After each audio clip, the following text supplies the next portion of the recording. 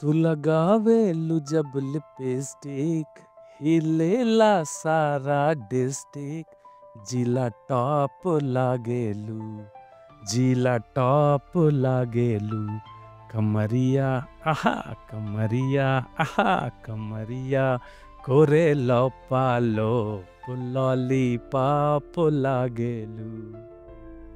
जैसे ही डीजे ने भोजपुरी ब्लॉकबस्टर गाना चलाया, डांस फ्लोर पर पब्लिक दीवानी हो गई।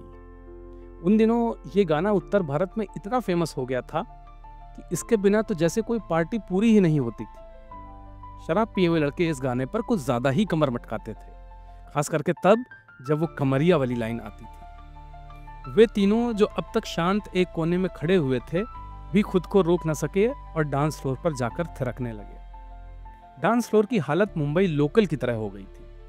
हर आदमी का अपना नाचने का तरीका था। कोई ऐसे नाच रहा था जैसे उसे 440 वोल्ट का झटका लग गया हो, तो वहीं एक आदमी ब्रेक लगा लगाकर ब्रेक डांस कर रहा था।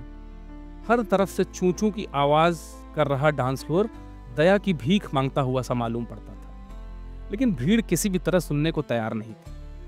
आखिरकार जब लगातार 3 बार बजाने के बाद डीजे ने गाना चेंज किया तो वे तीनों भी डांस फ्लोर से नीचे उतर आए। समीर ने एक ग्लास में पानी लिया और गटागट पी गया। अच्छा हुआ कि हम नाच लिए, ग्लास फेंकते हुए वह बोला।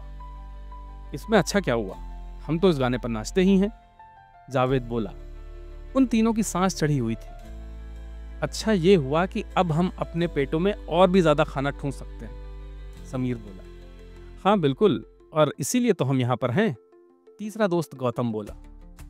वे तीनों रामपुर के एक प्रसिद्ध ठेकेदार पप्पू यादव के बेटे के तिलक समारोह में शामिल होने आए थे। वैसे तो निमंत्रण सिर्फ जावेद को था, लेकिन वो अपने साथ अपने दोस्तों समीर और गौतम को भी ले आया था। हिंदुस्तान के छोटे शहरों और कस्बों में बड़ी सामान्य सी बात होती है। युवा आवारा लड़के अमूमन अपने साथ अपने यार दोस्तों को ऐसी दावतों में ले आते हैं, और इसीलिए अगर निमंत्रण 500 लोगों का हो तो खाना कम से कम 1000 लोगों के लिए बनता है। तीनों दोस्त एक कोने में खड़े हुए नजारों का आनंद उठा रहे थे। पूरा मैरिज गार्डन दुल्हन की भांति सजाया हुआ था। अच्छा खासा खर्चा किया था ठेकेदार साहब ने, और करें भी क्यों ना, जब पैसा हो तो उसका दिखावा भी उतना ही महत्वपूर्ण हो जाता है। रसूख बनाए रखने के लिए ये भी जरूरी होता ही है। मेरे पेट में तो चूहे कूद रहे हैं यार, ये काउंटर कब खुलेंगे, जावेद बोला। वह दोनों दोस्तों के कंधों पर हाथ रखकर बीच में खड़ा था। अबे सबसे पहले तो अपने पैरों पर खड़ा हो जा, उसका हाथ झटकते हुए गौतम बोला। और हमारी हालत भी कुछ अलग नहीं है, पता नहीं क्या चल रहा है यहाँ। अम्मा पब्लिक को क्या फर्क पड़ता है कि तुम्हारा क्या प्रोग्राम चल रहा है। जिस चीज के लिए पब्लिक आई है उसको वो करने दो, खाने का काउंटर चालू कराओ और फिर जो करना है वो करो। सही कह रहा है तू मेरे भाई, समीर गौतम की तरफ देखते हुए बोला। अब देखो दोनों पार्टीज को लग रहा है कि उन्होंने बेस्ट डील कट की है, लेकिन बेवकूफों को यह नहीं पता कि शादी की डील कभी किसी के लिए फायदे का सौदा साबित नहीं हुई। सब अपनी अपनी जिम्मेदारियों से मुक्ति पाने की कोशिश में लगे हैं। किसी को इस बात की फिक्र भी पड़ी है कि बेचारी लड़की को क्या चाहिए। अरे ओ गौतम बाबा, तुमको इतनी फिक्र है तो तुम ही जाकर क्यों नहीं पूछ लेते कि लड़की को क्या चाहिए। पूछूंगा, जरूर पूछूंगा, जब शादी करूंगा। उन दोस्तों की बकवास चलती रही। बेचारे करते भी क्या, भूख से ध्यान भटकाने के लिए कुछ तो करना ही था। बीच में एक छोटा सा स्टेज बना था जिस पर तिलक का कार्यक्रम जारी था। पंडित जी कुछ मंत्रोच्चार कर रहे थे। उसी बीच जावेद को भी कुछ जाने पहचाने चेहरे दिख गए, तो वह उनसे बात करने उनके पास चला गया। अब बच गए तो 2 बिन बुलाए मेहमान, समीर और गौतम। सामने से स्नैक्स ले जा रहे एक वेटर को रोककर गौतम ने एक टिश्यू पेपर पर कुछ पनीर टिक्के और स्प्रिंग रोल के पीस रख लिए। फिर उसे लगा कि कुछ कम है, तो उसने कुछ और पनीर टिक्का और स्प्रिंग रोल उठाकर रख लिए और वेटर को जाने का इशारा किया। दोनों ने स्नैक्स स्टिक से पनीर टिक्का उठाते हुए अपने मुंह में रखा और कुछ राहत की सांस ली। यार अभी काउंटर खुलने में टाइम है, तब तक चलकर देखा जाए कौन से खूबसूरत चेहरे इस महफिल की शान बढ़ा रहे हैं, समीर बोला। लड़कियों में उसे खास इंटरेस्ट था। गौतम ने उसकी तरफ देखते हुए कहा, चलो ठीक है। दोनों पार्टी में इधर उधर टहल रही लड़कियों को चेकआउट करने लगे। वहाँ कई सारी लड़कियाँ खूब सज धज कर आई हुई थी। अमूमन ऐसी पार्टियों में लड़कियाँ इतना मेकअप कर लेती हैं कि कई बार तो उन्हें पहचानना भी मुश्किल हो जाता है। पर वहाँ ऐसी कोई लड़की नहीं थी जिसे देखकर समीर दीवाना हो जाए। वो ग्रीन सूट वाली अच्छी लग रही है, क्या ख्याल है?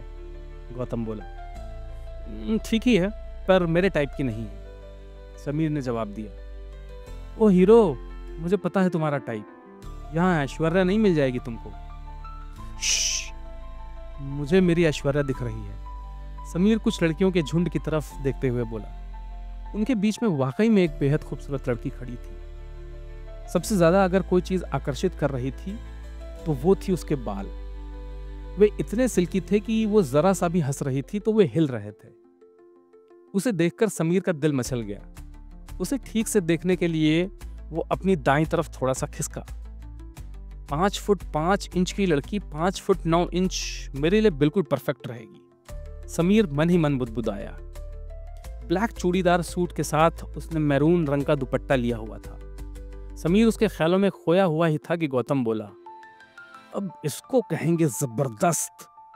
इससे पहले कि वह अपनी बात पूरी कर पाता कि समीर ने उसे टोक दिया, जरा संभल के जवान, तुम्हारी होने वाली भाभी है वो। अबे साले, सैकड़ों बार डायलॉग सुन चुका हूं, बकवास मत कर।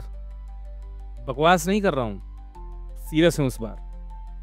अबे ये डायलॉग भी सैकड़ों बार सुन चुका हूं यार, वो सब बचपने की बातें थी, अब मैं मैच्योर हो चुका हूं। चुप, बिल्कुल चुप।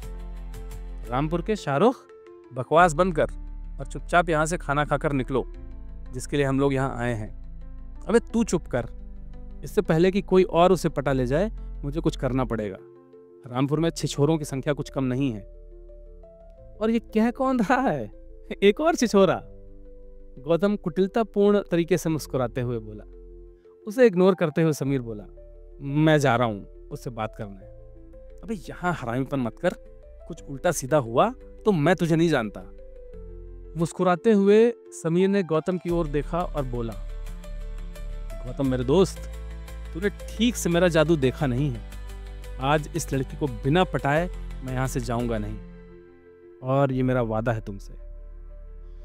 तो ठीक है भाई, तुम करो ये सब, मैं तो जावेद के साथ खाना खाकर निकल जाऊंगा यहाँ से। कभी अपने दोस्त को मोटिवेट मत करना। इतना कहकर समीर उस तरफ चल दिया जहां वह लड़की अन्य लड़कियों के साथ खड़ी थी। चल भाग यहाँ से, गौतम बोला। समीर उन लड़कियों के समूह के पास गया तो देखा कि वह लड़की तो नजदीक से और भी ज्यादा खूबसूरत और स्मार्ट लग रही थी। उसका कॉन्फिडेंस देखकर एक बार को तो समीर का मन डोल गया। उसे लगा कि शायद गौतम ठीक ही कह रहा था, पर फिर उसने सोचा कि अगर वो अपनी बात से पलट गया तो उसकी खुद की किरकिरी हो जाएगी। यही सब सोचते हुए उसने आखिरकार मन बना लिया कि वह उस लड़की से बात किए बिना वापस नहीं जाएगा। अपनी पूरी हिम्मत जुटाते हुए उसने एक गहरी सांस ली। तमाम सारी खुशबुएं उसके नथनों में भर गईं। अपना पुराना अनुभव इस्तेमाल करते हुए वह बोला, क्या मैं इस धरती की सबसे खूबसूरत लड़की से बात कर सकता हूं? यह डायलॉग समीर पहले भी कई लड़कियों पर आजमा चुका था और उसे सफलता भी मिली थी। सभी लड़कियां आश्चर्य से समीर की ओर देखने लगीं। वह लड़की भी समीर की यह बात सुनकर हतप्रभ रह गई। ऐसा कहना वाकई हिम्मत का काम था, लेकिन दिलफेंक समीर को इस काम में महारत हासिल थी।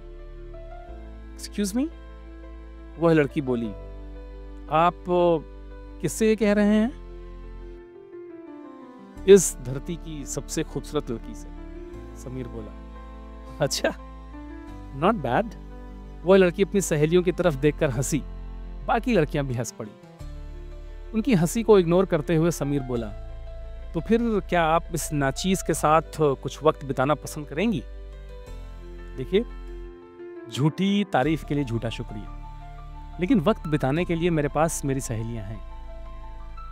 उसके इतना कहते ही उसकी सहेलियां फिर से हंस पड़ी। आई एम श्योर, लेकिन सोच लीजिए, लोग कहते हैं मेरी कंपनी बहुत अच्छी है। मैं मानती हूं गलतफहमी किसी को भी हो सकती है। गलतफहमी? गलतफहमी नहीं है मिस, सच है ये। देखिए, आप गलत जगह अपना समय ज़ाया कर रहे हैं। अपनी एनर्जी सही जगह लगाएंगे तो परिणाम अच्छे मिलेंगे। उसने फिर से अपनी सहेलियों की तरफ देखा और सभी एक साथ हंस पड़े। अब समीर को अपनी बेइज्जती महसूस होने लगी थी। उसकी दाल नहीं गल रही थी। यूं ही लौट जाना अब उसकी शान के खिलाफ हो गया था। अच्छा, वक्त ना बिताना चाहे ना बिताएं, कम से कम मेरे साथ एक आइसक्रीम तो खा ही सकती हैं, समीर बोला। देखिए, अब आप ज्यादती कर रहे हैं। आप यहाँ से पधारें, वरना हमें किसी को बुलाना पड़ेगा। यह सुनकर समीर के चेहरे का रंग उतर गया और उसे खींच पैदा हुई। अपनी झल्लाहट मन में ही दबाते हुए वह बोला, मैं तो बड़ी इज्जत से पेश आ रहा हूँ। खैर, आपको ज्यादती लग रही तो माफी चाहूंगा, लेकिन कम से कम अपना नाम बताने की तकलीफ तो उठा ही सकती हैं। वह लड़की थोड़ी देर तक समीर को देखती रही, फिर बोली, करिश्मा। करिश्मा बहुत अच्छा नाम है। वैसे इस नाचीज को समीर कहते हैं। लड़की ने कुछ नहीं कहा। चलिए, आपने बहुत अच्छे से बात की, उसके लिए धन्यवाद, लेकिन आज इस पार्टी में ये नाचीज अपने हाथों से आपको आइसक्रीम खिलाकर रहेगा, ये वादा रहा। इतना कहकर समीर उल्टे पांव लौट पड़ा। उसे भी यकीन नहीं हो रहा था कि किस आधार पर उसने इतनी बड़ी बात कह दी थी। वो लड़की एक बार फिर से हतप्रभ खड़ी रह गई। जैसे ही समीर गौतम और जावेद के पास पहुंचा, दोनों खूब जोर से हंसे। क्या हुआ है सार के अफरामपुर? गौतम ने पूछा। हुआ क्या? उसको चैलेंज करके आया हूं कि आज बिना उसको अपने हाथ से आइसक्रीम खिलाए यहां से नहीं जाऊंगा। क्या? चौंकते हुए गौतम बोला। दिमाग ठीक है ना तुम्हारा? पता नहीं, अब ये कैसे होगा ये सोचो। अरे मैं क्यों सोचूं? चैलेंज तुमने दिया है, लड़की तुमको पटानी है, मैं क्यों अपना दिमाग खर्चा करूं? अबे कैसा दोस्त है तू यार, मदद करना तो दूर तो कोस रहा है मुझे। हरकतें ही तुम्हारी ऐसी हैं। अरे मेरे प्यारे दोस्त गौतम, तुम तो सबकी मदद करते हो, आज मेरी नहीं करोगे? बहुत कमीने हो, कसम से, गौतम बोला तो समीर ने दांत निपोर दिए। थोड़ी देर सोचने के बाद एक प्लान बना और उस प्लान के हिसाब से ये पता किया गया कि करिश्मा किसके साथ उस पार्टी में आई थी। जावेद ने पता लगाया कि वह अपनी माँ के साथ आई थी। इस हिसाब से प्लानिंग पूरी की गई और समीर वहीं पर पहुंच गया जहां करिश्मा की माँ दूसरी महिलाओं के साथ बैठी थी। पर जाने से पहले उसने एक ट्रे में कुछ आइसक्रीम कप चम्मच लगाकर रख लिए थे। वहां जाकर समीर ने सीधे आंटी के पैर छुए और कहा, नमस्ते आंटी, कैसी हैं? कोई आपसे इतने कॉन्फिडेंस से बात करे तो एक बार को आप भी चौंक जाते हैं कि कौन है वो इंसान। आंटी भी सोचने लगी कि कहाँ देखा है उन्होंने समीर को। उनको इतना जरूर लगा कि वह कोई जान पहचान का ही है, पर यह कंफ्यूजन समीर के आत्मविश्वास ने उनके दिमाग में डाल दिया था। इससे पहले कि वह कुछ और सोच पाती, समीर बोला, क्या हुआ आंटी, पहचाना नहीं क्या?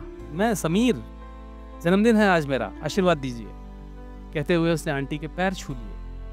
आंटी अभी सोच ही रही थी और यही मौका था समीर को अपनी अगली चाल चलने का। अरे आंटी, मैं पप्पू अंकल का भतीजा, मुझे बोला गया है कि इस मौके पर सभी स्पेशल गेस्ट का मुंह मीठा मैं अपने हाथों से कराऊं। कहते हुए उसने ट्रे में से एक आइसक्रीम कप उठा लिया और चम्मच में थोड़ी आइसक्रीम निकाल ली। चलिए आंटी, मुंह मीठा कीजिए। आंटी कुछ समझ नहीं पा रही थी कि क्या हो रहा है और इसी कंफ्यूजन में उन्होंने समीर के हाथों से आइसक्रीम लेते हुए खा ली।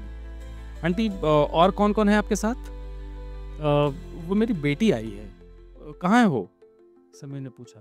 बुलवाइए ना, मैं उनका मुंह भी मीठा करा दूं, वरना चाचा बहुत डांटेंगे। आंटी ने इधर उधर देखा और इशारे से बता दिया। समीर ने जावेद को इशारा करके करिश्मा को वहीं भेजने के लिए कहा। जावेद ने जाकर करिश्मा से कहा कि उसकी माँ उसे बुला रही है। करिश्मा अगले ही मिनट वहां खड़ी थी। हाँ मम्मी, क्या हुआ? बेटा, ये समीर है, ये पप्पू भाई साहब के सभी स्पेशल गेस्ट का मुंह मीठा करवा रहा है, खा लो थोड़ी सी आइसक्रीम। करिश्मा ने अपने बगल में देखा तो मुस्कुराते हुए समीर खड़ा था। तुम? चौंकते हुए वह बोली। समीर ने भी उतने ही आश्चर्य से देखा और बोला, तुम दोनों एक दूसरे को जानते हो? आंटी बोली। जी आंटी, समीर बोला और फिर धीरे से करिश्मा से बोला, प्लीज खा लो, वरना मुझे बहुत डांट पड़ेगी। करिश्मा को ज्यादा कुछ समझ नहीं आया, लेकिन वो हैरान थी इस अजीब से लड़के को वापस अपने सामने देखकर। अजीब तो था वो, लेकिन छिछोरा नहीं लग रहा था। उसकी स्माइल भी कुछ संक्रामक सी थी। फिर उसे उसकी हिम्मत पर भी हैरानी हुई और कॉन्फिडेंस भी अच्छा लगा। समीर आइसक्रीम का चम्मच लिए करिश्मा के सामने खड़ा था और करिश्मा सोच में खड़ी थी। दोनों एक दूसरे की आंखों में देख रहे थे। फिर अचानक से कुछ हुआ करिश्मा के दिल में और उसका मुंह खुल गया।